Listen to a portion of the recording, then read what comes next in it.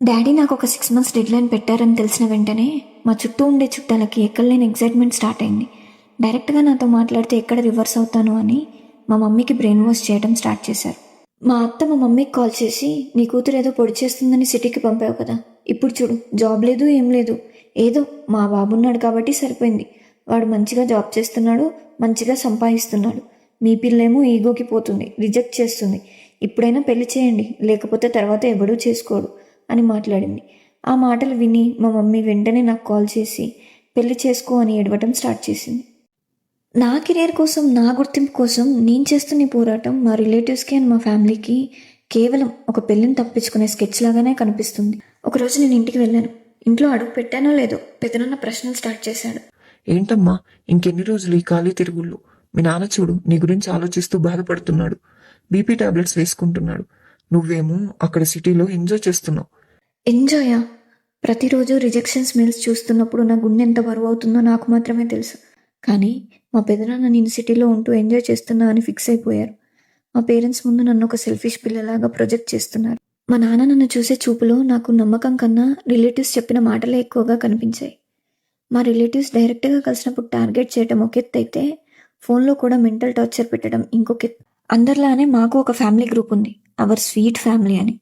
రీసెంట్గా ఆ గ్రూప్లో మా బావ ఒక రీల్ షేర్ చేశాడు. Modern girls don't know the values of family, they don't know how to run a family, they only know to be independent by delaying marriages అని. అది చూసిన మా అత్తయ్య, కరెక్ట్ మాస్టారు, ఇప్పుడు అమ్మాయిలకి జాబులు కావాలంట, జాబులు చేసే అబ్బాయిలు కాదు, చిరాగ్గా ఉంది అని పెట్టింది. నేను గ్రూప్లో ఉన్నానని తెలిసి నన్ను పాయింట్అవుట్ చేస్తూ ఆ మెసేజెస్ పెట్టారు. నేను రియాక్ట్ అయితే, చూసారా దానికి ఎంత పొగరో, పెద్దవాళ్ళకి రెస్పెక్ట్ ఇవ్వటం తెలియదు అని అంటారు. అలా అని చూసి సైలెంట్గా ఉంటే, చూసారా చూసి కనీసం రియాక్ట్ కూడా అవ్వట్లేదు అని అంటారు. ఈ మెంటల్ ప్రెషర్ మధ్యలో నేను జాబ్స్కి, ఇంటర్వ్యూస్కి ఎలా ప్రిపేర్ అవ్వాలి? కొందరు చుట్టాలు ఉంటారు, వాళ్ళు తీయగా విషయం నింపుతారు. మా బాబాయ్ నాకు కాల్ చేసి జాలి చూపిస్తూ మాట్లాడాడు. రికమెండేషన్స్ లేకుండా జాబ్స్ రావట్లేదమ్మా. మీ నాన్న దగ్గర అంత డబ్బులు కూడా లేవు ఇవ్వడానికి, జాబ్ కొనడానికి.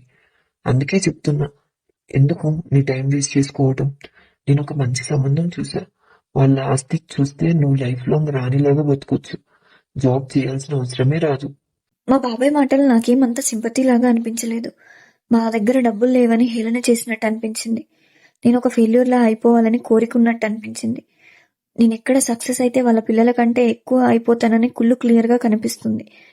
మా నాన్నకు మాత్రం వాళ్ళ తమ్ముడు తన మంచి కోసమే చెప్తున్నాడనే నమ్మకం.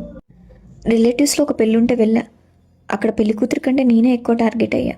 అమ్మమ్మ వాళ్ళ చెల్లి నన్ను చూస్తూ, ఏమే ఇంకెప్పుడు చేసుకుంటావు పెళ్ళి? నీ తర్వాత పుట్టిన వాళ్ళందరికీ పెళ్ళిళ్ళు అవుతున్నాయి, నువ్వేమో ఇంకా చదువు జాబ్ అంటూ కూర్చున్నావు, రేపు పిల్లలు పుట్టాలంటే ప్రాబ్లం అవుతుంది తెలుసా అని గట్టిగా అడిగింది. అందరి ముందు ఒక అమ్మాయి గురించి, తన కెరీర్ గురించి అంత చండాలంగా ఎలా మాట్లాడాలనిపించింది అని నా మనసులో అనుకున్నా. చుట్టూ ఉన్న వాళ్ళేమో నవ్వుతున్నారు, నా కళ్ళలో నీళ్ళు తిరుగుతున్నాయి. నేను ఏడవడం చూసి మా మమ్మీ కూడా నన్నే తిట్టింది. అందరి ముందు ఎందుకు ఏడుస్తున్నావు, వాళ్ళు మన మంచికే చెప్పేది. ఈ చుట్టాలు చెప్పే ప్రతి మాట మా పేరెంట్స్కి ఒక వెల్ విషింగ్ లాగానే అనిపిస్తుంది. ఎందుకో ఏమో. ఫంక్షన్ అయిన ఈవినింగ్ ఇంటికి వెళ్ళాను. నాకు ఇచ్చిన 6 మంత్స్ డెడ్ లైన్లో 3 మంత్స్ అయిపోయినవి, ఇంకా జాబ్ రాలేదు. మా ఇంటి పక్కన ఉన్న ఆంటీ మా మమ్మీతో ఇలా అందంట, మీ అమ్మాయి సిటీకి వెళ్ళిందంటగా, జాబ్ వచ్చిందా, పెళ్ళి చేసుకొని అంటుందంటగా, రీజన్ ఏమై ఉంటుందో, ఎవరినైనా ఇష్టపడిందంటనా? ఆ మాట మా నాన్న చెవిలో పడింది. ఇంట్లో నరకం స్టార్ట్ అయింది. నేను రూమ్లో కూర్చొని ఏడుస్తూ జాబ్స్ అప్లై చేస్తుంటే మా నాన్న నన్ను అనుమానంగా చూడటం స్టార్ట్ చేశాడు. వాళ్ళు వీళ్ళు చెప్పిన ఒక్క అబద్ధం వల్ల మా నాన్న మనసులో నా వాల్యూ తగ్గిపోయింది. నా క్యారెక్టర్ని వాళ్ళు ఒక 5 మినిట్స్లో అసాసినేట్ చేశారు. నిజాయితీగా ఉన్నానని ప్రూవ్ చేసుకోవడానికి నా జీవితం సరిపోవట్లేదు. ఆ మెంటల్ ప్రెజర్తో ఉండలేక మళ్ళీ సిటీకి వచ్చేసా. కానీ ఫస్ట్ లాగా ఏమీ లేదు. ప్రతి సెకండ్ కాల్స్, వీడియో కాల్స్, ఎంక్వైరీస్తో విసిగిపోయా. ఒకరోజు సడన్గా మా అన్నయ్య నాకు కాల్ చేసి ఇంటికి ఫాస్ట్గా వచ్చేసాయని చెప్పాడు. ఏమైందో ఏంటో అని చెప్పి ఇంటికి ఫాస్ట్గా స్టార్ట్ అయిపోయా. బస్సులో ఉన్నప్పుడు మా అత్తయ్య నాకు కాల్ చేసి, మీ నాన్నకి చెస్ట్ పెయిన్ వచ్చింది, వెంటనే రానంది. టెన్షన్తో వణుకుతూ ఊర్లోకి వెళ్ళా. ఇంటికి వచ్చి చూస్తే అక్కడ సీన్ వేరేలా ఉంది. మా నాన్న బాగానే ఉన్నాడు, కానీ సోఫాలోనే పెళ్ళికొడుకు ఫ్యామిలీ కూర్చొని ఉన్నారు. మా రిలేటివ్స్ అందరు కలిసి ప్లాన్ చేసి మరీ మా నాన్నకి హెల్త్ బాగాలేదని అబద్ధం చెప్పి మరీ నన్ను పిలిచారు. మా పెదనాన్న అంటున్నాడు, ఇప్పుడే పెళ్లి చూపులు చూసుకో, జాబ్ ఎలాగో రాలేదు కదా, ఈ అబ్బాయి మంచోడు, మనకి దొరకటం మన అదృష్టమని. నా కళ్ళల్లో భయం, నా గొంతులో బాధ ఎవ్వరికీ కనిపించట్లేదు. వాళ్ళ ఈగో సాటిస్ఫై అవ్వడానికి నన్ను ఒక వస్తువులా వాడుకుంటున్నారు. పెద్దనాన్న మాటలు విన్నాక నా లైఫ్ మీద నాకే చిరాకు వేసింది. నేను నాన్న వైపు చూశా. ఆయన కళ్ళల్లో రిలేటివ్స్ చెప్పిన మాటలే కనిపిస్తున్నాయి. పెళ్లి కొడుకు వాళ్ళ నాన్న అనుకుంటా ఇలా అన్నాడు. మీ అమ్మాయికి జాబ్ చేయడమే పెద్ద గోల్ అంటగా. పెళ్ళయ్యాక ఇవన్నీ ఉండవు. మా ఇంట్లో ఉన్న బిజినెస్ చేసుకోమనండి. ఇంకా నేను తట్టుకోలేక అందరి ముందు గట్టిగా అరుస్తూ చెప్పా, నాకు ఈ పెళ్లి ఇష్టం లేదు. మా నాన్న నాకు 6 months టైం ఇచ్చాడు. దాంట్లో ఇంకొక 3 months ఉంది. నేను నా కెరియర్ని బిల్డ్ చేసుకుంటాను. మీరు దయచేసి వెళ్ళిపోండి అని. అక్కడ ఉన్న వాళ్ళందరూ సైలెంట్ అయ్యారు. వాళ్ళు సైలెంట్గా వెళ్ళిపోయారు. వాళ్ళు వెళ్ళగానే మా అమ్మ, మా అత్తయ్య నా మీద విరుచుకుపడ్డారు.